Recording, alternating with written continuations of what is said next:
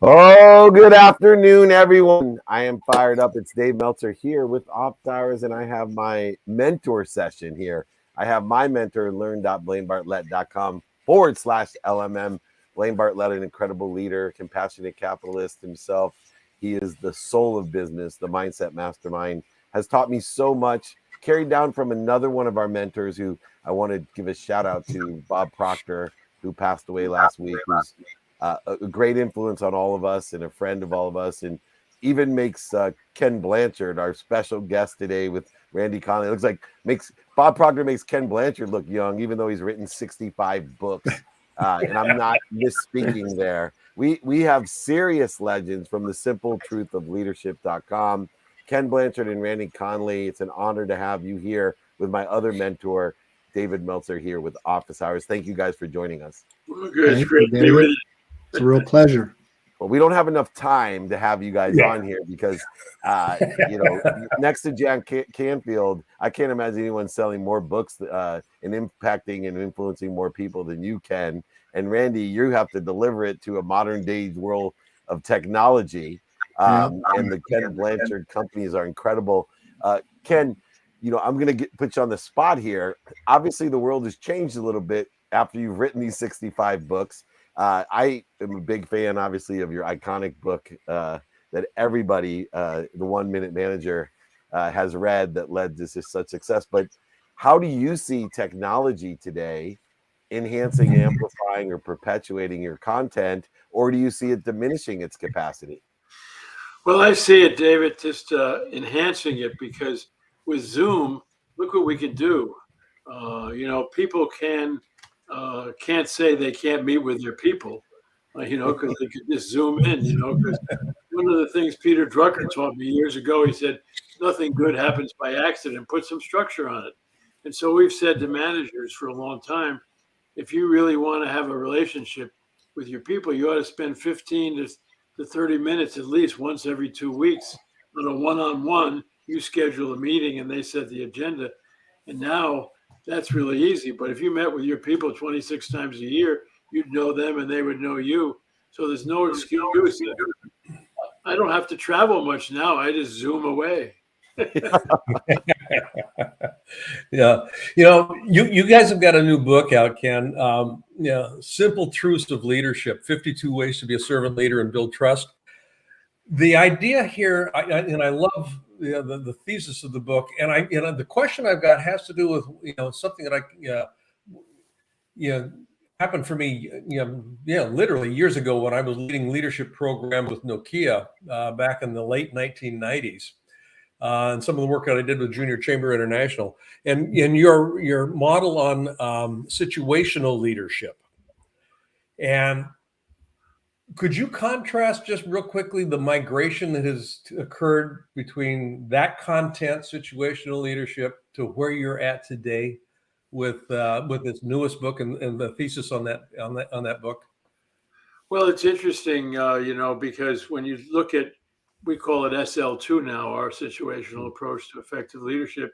If you look at that and the 1 Minute Manager and all, they came before I really got into servant leadership. And I got into servant leadership because one of my first jobs, I went to Ohio University, and Vern Alden was a friend of Bob Greenleaf, and he invited him to come and work with the students for a weekend. And my wife Margie and I were working with the students, and we got to spend a weekend with Bob Greenleaf. And of course, he's considered the modern day father of servant leadership. He was a great AT&T executive, and then started it. And then what I realized is that SL2 and the 1 Minute Manager are servant leadership in action, because when I initially talked to people, Dave, and all about servant leadership, they think I'm talking about the inmates running the prison or trying to please everybody and all. They don't realize there's two parts of servant leadership. One is the leadership part, which is about vision, direction, values, and goals, because leadership is about going somewhere. And that's the responsibility of the hierarchy. It doesn't mean you don't involve your people, but if they don't know what they're being asked to do and what good behavior looks like, shame on you. But once that's clear, now you go to the servant part of servant leadership, turn the pyramid upside down, and now you work for them, and your job is to help them win. So in both SL2 and the 1 minute manager, what's the first prerequisite? 1 minute goal setting. 1 minute goal There's a whole setting. group of performers. And then once the goals are clear with SL2, then you together analyze development level and determine whether they need a directing, coaching, supporting, or delegating style. With the 1 minute manager, you wander around and catch them doing something right and give them a 1 minute praising. Or we actually rewrote the 1 minute manager a few years ago because it was a little too top downy, and we changed the 1 minute reprimand to 1 minute redirects, which is much more. Because the people today, I think, Dave, are interested in side-by-side leadership, not top-down. It's really interesting you say that, because you have to also exemplify that with your son as a leader and Randy as a leader in the company. And one of the words that's a key component, both Blaine and I wrote a book that's right behind him, Compassionate Capitalism, and dealing with merchant servants and servant leaders, is an intelligent follower as a leader, someone who builds that trust by being more interested than interesting. And Randy, I can imagine it must be difficult enough to work with a legend, a Hall of Famer. Even Amazon made him a Hall of Famer, I think, of the best authors of all time. But also, I know and blessed to know his son, who you work closely with as well. But there has to be a lot of trust, because you're responsible for delivering a lot of important content and keeping the integrity of, generations of information that not only will transcend through people like Blaine and I as leaders, but the people who we teach to be leaders as well.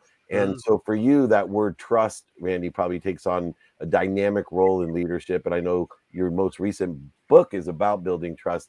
How do you define trust, and what have you learned from the Blanchards about how we build trust as servant leaders? Yeah, well, I would say it's really not difficult working with Ken. I mean, it has been the true pleasure of a lifetime. I've been affiliated with Ken for over 25 years, and I couldn't ask for a more wonderful career, than to work with the Blanchards. And trust is at the heart of everything that we teach, everything that we believe about leadership. Ken has said for years that if you think you're leading and no one's following, then you're just out for a walk, right? And it's all about creating followership. And you guys know more than anyone else, it gets down to trust. Do your people trust you to have their best interests at heart? Are you there to serve or be served? And that's one of the simple truths that we mention in the book is, are you there to serve or be served? Are you a serving leader or a self-serving leader? And trust is not something that just sort of magically happens like some sort of relationship osmosis. It's a skill that you can learn and develop.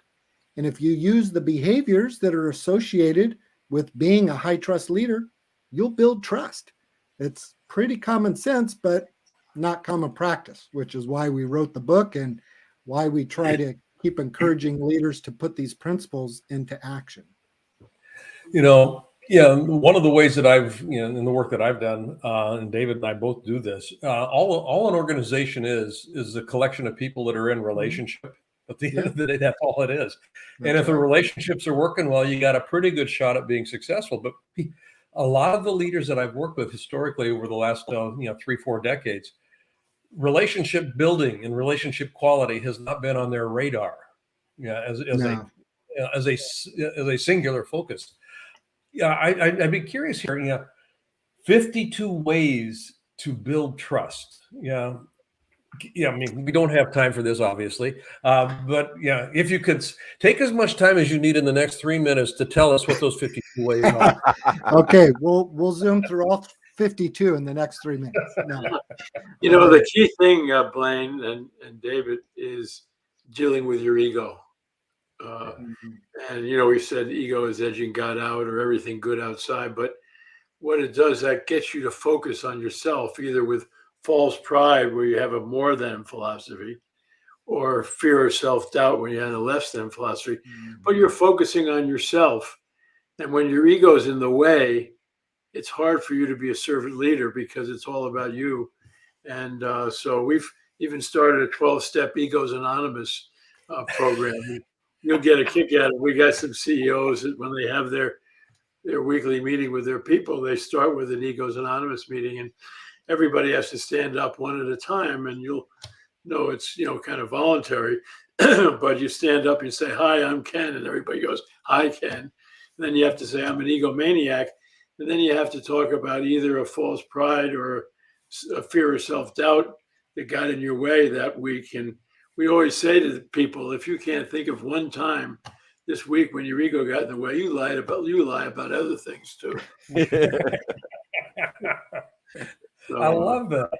It's so true, right? One of the biggest paradigm shifts that Blaine helped me through myself to be a better leader was to, instead of the zero sum game that I was taught by our friend in San Diego, Mike Bosworth, people like Zig Ziglar and Dennis Waitley, all of the great in the scarce sales mode of, just understanding the zero sum game that we have to give to receive, a negotiation, a trade, a quid pro quo, a walk away from the sale if you're not ready to walk away from a sale, and all these different psychological things that relate to a zero sum game. And when I read the new stuff that you have, and the servant leader is an abundant leader of a value add system. And one of the things that rings true that I try my best to articulate in a quantitative manner is, how do we teach people to ask for help? Talk about Egos Anonymous.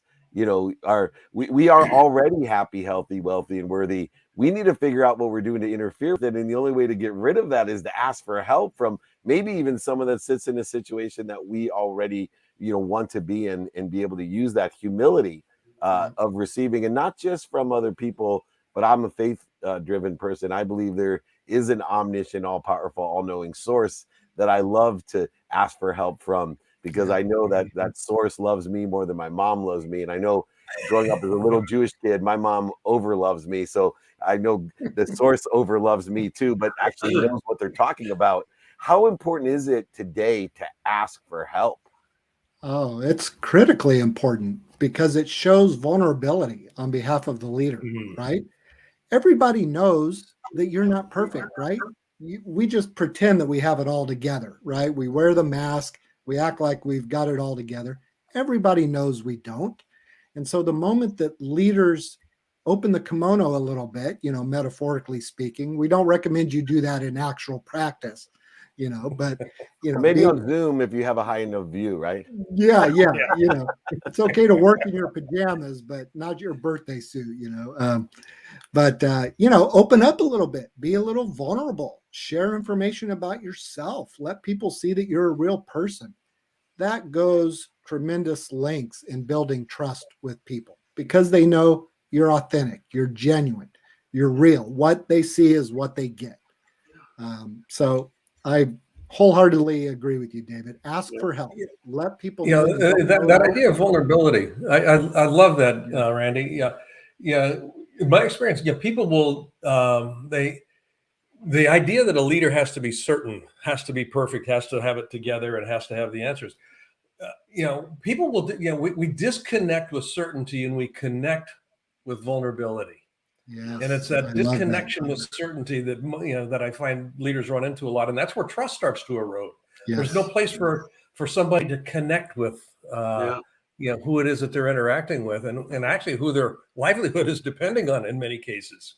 Yeah, that's so true. I wrote a book with Colleen Barrett, who took over presidency of Southwest when Herb Keller stepped down. And one of her favorite sayings is, "People admire your skills, but they love your vulnerability."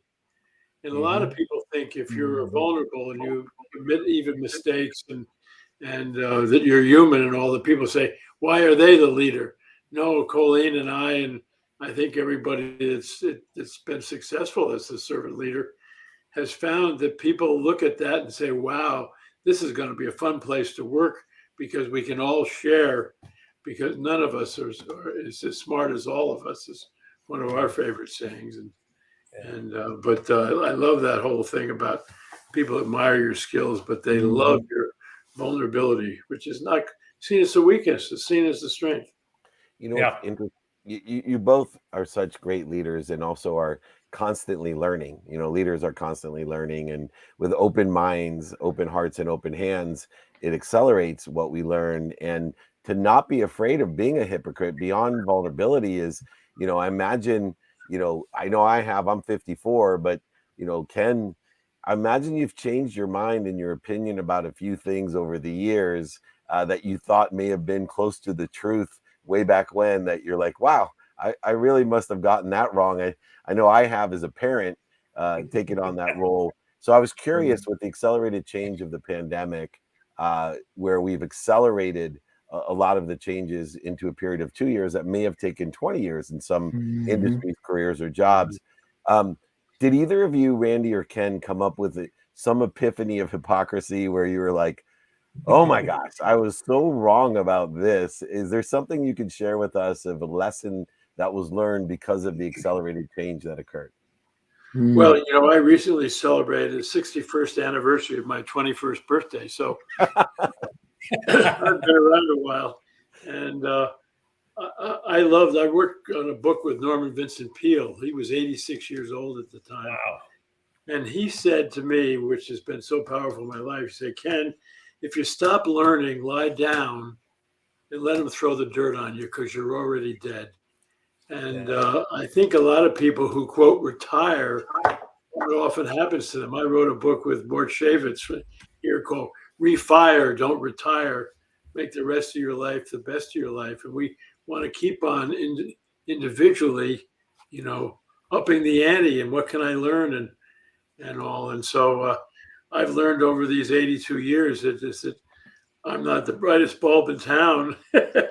My mother used to say, why don't you write a book by yourself? Because of 65 books I've written, I only written 2 by myself, one on golf. So many people helped my golf game. I didn't know who to write it with, and my spiritual journey. But I'm just excited about learning from people, people like Colleen and the Truett Cathy, the founder of Chick-fil-A, and, Gary Ridge from WD-40. WD-40. Yeah. It's just fun to learn from people. Yeah, I would say, guys, one of the things, I don't think it's something new that I learned, but it was a great reminder during the pandemic. And that is the overwhelming importance of relationships, as it relates to being a leader, right? When I work with groups, I'll often put 3 words on a flip chart. I'll put results and relationships. And I'll ask the group, which of these words is most important? And half the group will say results is most important, right? It's like scoreboard, baby. We're here to win, right? And then the other half will say, well, I think results, right? I mean, relationships, because we got to have people to get the result. And there's always a few wise people that say, I think the word and is the most important. And I'm like, yes, it's the power of the and, right? Servant leaders understand it's both results and relationships. And, too many leaders focus just on results. And if anything, the pandemic has taught us is it's about people, right? You got to prioritize relationships. That will lead to the results that we all want for our teams. So that's been a big learning for me the last couple of years. Well, I'm going to have you back on my other shows. We have a Bloomberg television show and an Apple TV show. We have multiple shows. So we need to amplify your wisdom and promote all of the books, not just the new one, especially. I know there's 65 of those. And I'm glad I'm on the right track, Ken. I wrote a book with Blaine. I wrote a book with Jack Canfield. Blaine, by the way, if you want to write another book, Blaine's the best person in the world to write a book with, because basically he writes the whole book and then he comes to you with questions. And it's like, unbelievable. And then he puts your name on it as if you did all the work. It's a beautiful thing. And he's a great source of education. You both are welcome back, VIPs. I know you're in the Hall of Fame of Amazon and other places as great leaders, speakers, thought leaders in the world. But you're in our Hall of Fame and in the Hall of Fame of our hearts for all that you've done to impact other people, to make a lot of money, help a lot of people, and have a lot of fun. Thank you for being such great leaders. And please reach out to us if you need anything. We definitely want you on more of our shows. Thank you for honoring us. Well, we appreciate it. And we appreciate it. We're excited about this new book because it's not about you, it's about we. And with these 52, you can take one a week with your people and go over it and work with it, because this book isn't for you, it's for you and, as Randy's saying, and your people. I love it. Beautiful. Thank you so much. We'll have you back soon, and I look forward to having you on my TV show with Blaine as well. Thanks so much. Thank you, guys. Really Take care, guys. appreciate it. Awesome. Wow. I thought you were going to be the legend again today, but how blessed were we to have those two on the show? That is, I saw that come across the desk yesterday, and I went, "Oh my God!" Yeah, I got to. Ken Blanchard's in the house, right? Kudos to our team. You know, years ago when we started this show to help people, who'd ever thought we'd have the world thought leaders join us? The Deepak Chopras, the Sadhgurus, the Ken Blanchards and Randy Conleys, the Jack Canfields. The list will go on and on and on. And no wonder Office Hours is on Bloomberg, on Apple TV. And speaking of TV, this next guest, you may not know his name today, but when he celebrates his 61st anniversary of his 21st birthday, I promise you his impact will be just as great. He may not look as handsome when he's 82, but he certainly has been a major impact in my life. Brian Candrella is a true, as we say, humanitarian and abundant thinker, president of Stax Bowers Galleries, but truly an entrepreneur. He has invested in his community and himself, had a great business, and thought beyond his own business as well. Author, leader. But, you know, for me, it's just incredible because, you know, as everybody else was just trying to hold on, he was looking for opportunity. And I always say a third of the people are going to do extremely well, a third of people stay the same, and a third of people are going to get destroyed when change happens. And he falls into the first group. He built what I think is the premier television and movie studio called Griffin Studios in Orange County, right by South Coast Plaza. Really put his money where his mouth is from his super successful business that he has in the coin and collectibles business. Welcome to Office Hours, Brian Candrella. David, thank you. Appreciate that intro. That was a lot more than you boosted me up quite a bit. I'm not sure that's all true, but I appreciate it. Well, just you're on the same show as Ken Blanchard. Need you say more, right? That's an impressive list to be on for sure. We could edit this down and we could have some great stuff for you. So anyway, I want to talk about initially the mindset when you're in a business and the pandemic hits and you have a multi-million-dollar collectible business that is primarily, you know, an auction type of business. You know, how do you go from survival to thrival, you know, thriving and building something that's, you know, a testament to business in and aligned with what's truly utilized today, media? Yeah, I think that when the pandemic hit, you know, like everybody, we had no idea what to expect, and it was really gave me a lot of these gray hairs that I have here today. You know, that first 90 days or so, we had an auction scheduled for, you know, I remember, and you guys probably remember too, where you were when this kind of started happening. You know, the NBA started canceling games, and you had the whole Rudy Gobert, you know, situation, and you know, that was kind of, as I remember, the first domino. And we had an auction scheduled for, I mean, it was days after that. So let's say the week after kind of the world started to unravel and things started to shut down as we were trying to figure out what we were dealing with. And it was actually scheduled to be on the East Coast. Well, the East Coast calls us and they say, you know, sorry, you guys can't do this anymore. And at the same time, our employees are freaking out. And so we relocate the auction here to Southern California.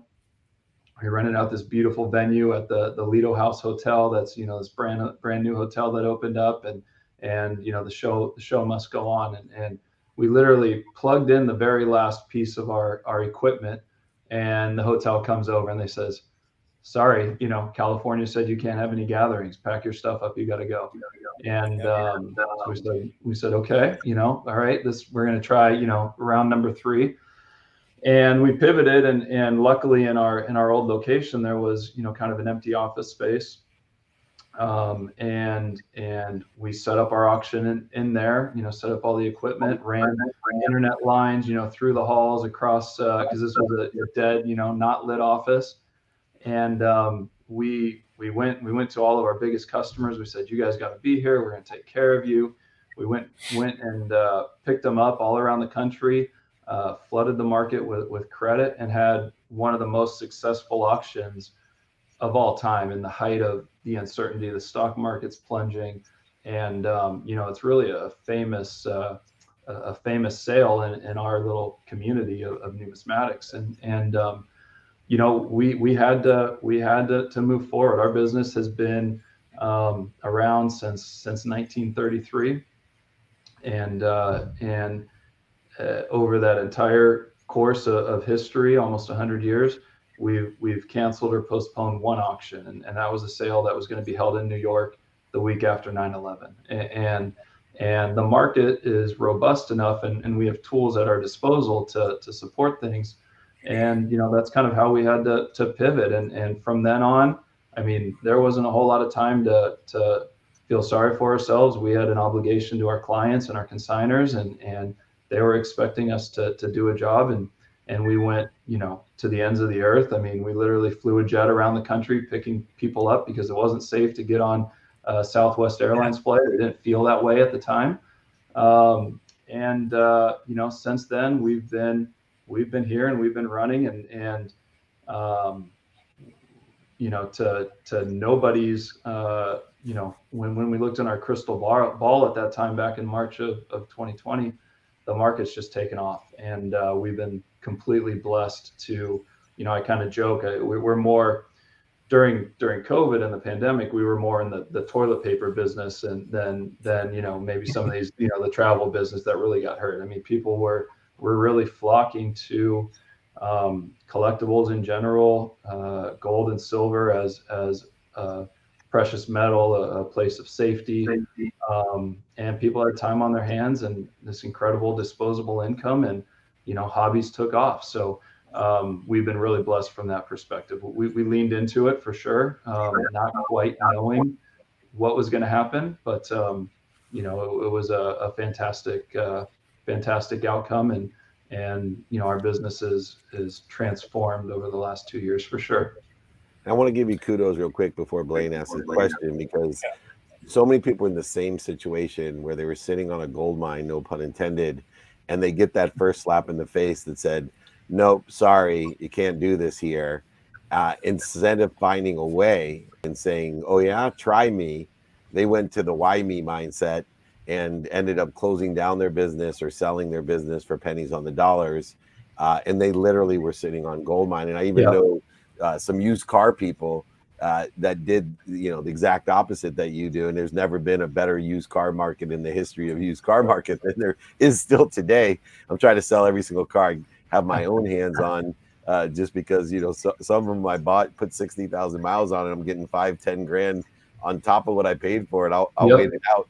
But, I want to give you and point it out to everyone. This is a situation that is all mindset, finding the try me attitude, not the why me attitude. Go ahead, Blaine. I just wanted to point that out. Yeah. No, I mean, there's I want to absolutely echo what you're saying. And you've heard me say this before, David. Marcus Aurelius's famous quotation about the obstacle being the way, and that is a mindset. It's this thing that just happened. I could beat my rend my shirt and beat my chest and go, oh my God, or it's kind of like, there's an opportunity in here. I honest to God, I know there's a pony in here someplace. Let's kind of see what we can do with this. And I love hearing stories like this, Brian, just specifically because it does illustrate that, that notion of the obstacle is the way isn't theoretical BS. I mean, it really isn't. You look at it and you move away from a competitive mindset into a creative mindset. You move away from scarcity into abundance. You move away from, oh my God, why me, the victim, into I'm responsible for the experience I have in my life. Let's go run with this and see where we end up. That dynamic is what entrepreneurs need to absolutely get in their DNA. And I love the way that you described it. I mean, you got creative with it, and you bounced around, and you flew jets around. You brought people in, and numismatics. It's been around forever. Collectibles. I mean, it's kind of like you're right in the middle of it. Yeah, I think that as much as they're just just me pontificating here right now. But I love what you're talking about. Yeah, I'd say the only thing I would add is that it was scary as all hell. I mean, it was one of those situations where, I think we felt confident in what we can deliver, and we knew our customer base, and we knew what our consigners needed, that they put their trust in us to with their property to sell it for the most amount of money that we can. But we had to throw a little bit of gas on the fire, and it was scary. And we had to, have a great sense of conviction that we really did know what our customers, could do. And, again, hindsight 2020, it was the absolute right decision. It worked out fantastic. But, I guess there was a chance we could have gone down in flames too. Well, that's what risk is about. Truly. I love the fact that logically, it's interesting. We've all been on roller coasters, kind of that thing. Physiologically, fear. Oh my God, I'm going to die as this thing comes over the crest of this first little lump. And I see the blacktop coming right up at me. Heart starts beating, palms get sweaty, eyes dilate. Oh, fear. Flip that around on the other side, and there are people that they can't wait to get on that roller coaster. And they experience excitement. Physiologically, there's no difference between fear and excitement. Absolutely no difference physiologically. The only difference is how I'm describing it. And embracing it is, I get a choice. I've got a choice about how I do this. I get paralyzed or I step into it. I lean, and you use the word we leaned into it. Yeah. I think it's interesting because that frequency. I was with Braxton Berrios. I'm here, at the Super Bowl on Radio Row, and I know you're not going to like this, Brian, but Braxton Berrios was Notre Dame's famous receiver and running back. But anyway, we were talking about he's going to quit when he stops getting nervous or fearful before a game. I said, you don't get fearful. It's the frequency of excitement. He also said about your book, Brian, I just have to say this. He wrote a children's book, The Trojan Alphabet, where he uses the USC football themed children's book to teach the ABCs. A is for All American, B is for band, C is for Coliseum, things like that. And I was giving out the copy to some guys, and all the Notre Dame guys and the UCLA guys that I know were like, this is not a children's book. This is USC's graduate school program. And so I just wanted to throw that out there. Congratulations on doing that for your school. We appreciate the new MBA ABC program. That's my brainwashing tool. That's my brainwashing tool for my children, and hopefully some others out there. No, and just lastly, I have to throw this in, and you're welcome to come to all our shows. We are huge fans and beneficiaries of yours building that studio.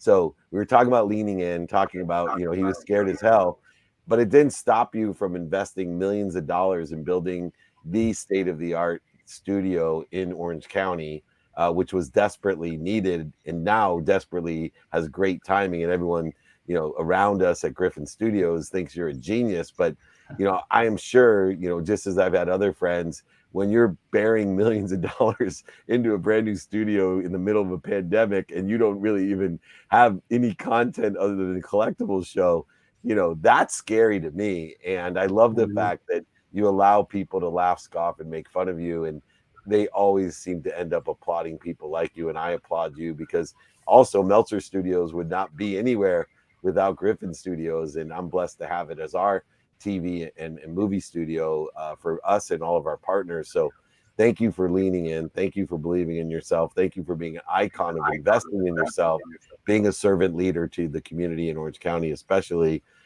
So where can people best reach out to you if they want to book the studios or utilize the Stax Bowers galleries? Thank you. So as you have up on the screen there, that we've got a website that we've developed and is in development for Griffin Studios, griffinstudios.com.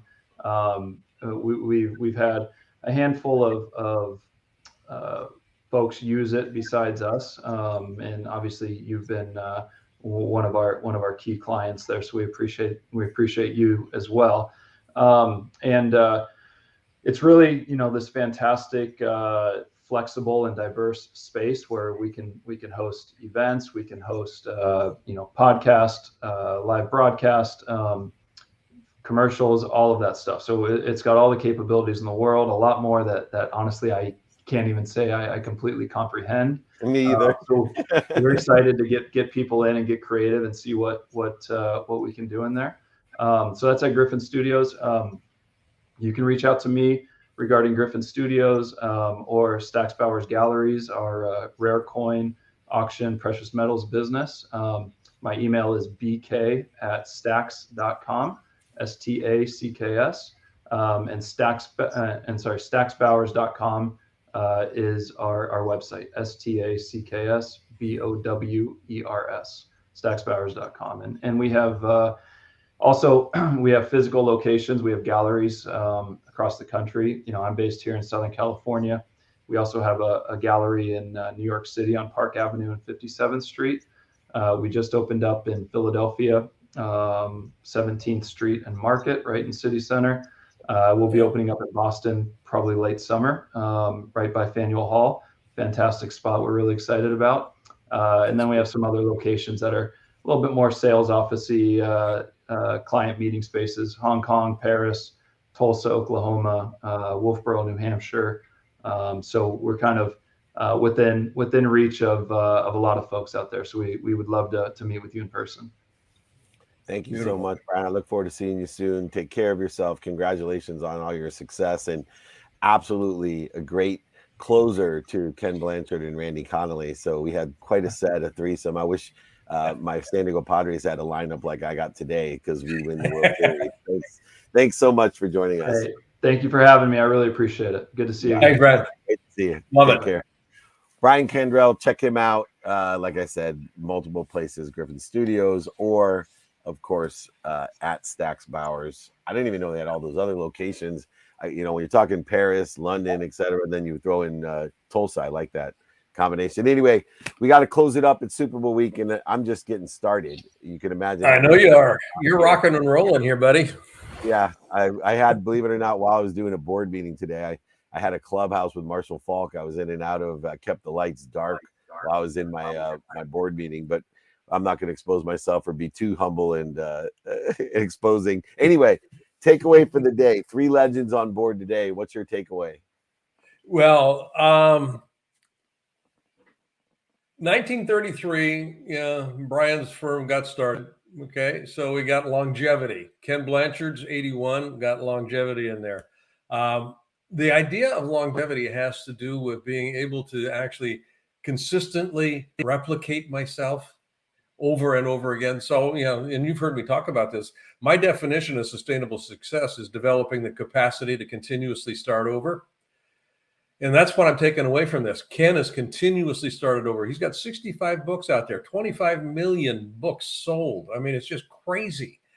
And in numismatics, it's not just the coin sales, but how they're actually structuring they're starting over. They're building the brand again and again and again, and then you throw in Griffin Studios on top of that. That's how we keep alive in life. As we consistently find ways to build the capacity to start over again, one more time with feeling. Everything's invented twice: first as an idea, then in physical form. The form changes, but the idea, if you nurture it, it keeps showing up in a different form. And that's kind of where I'm going today.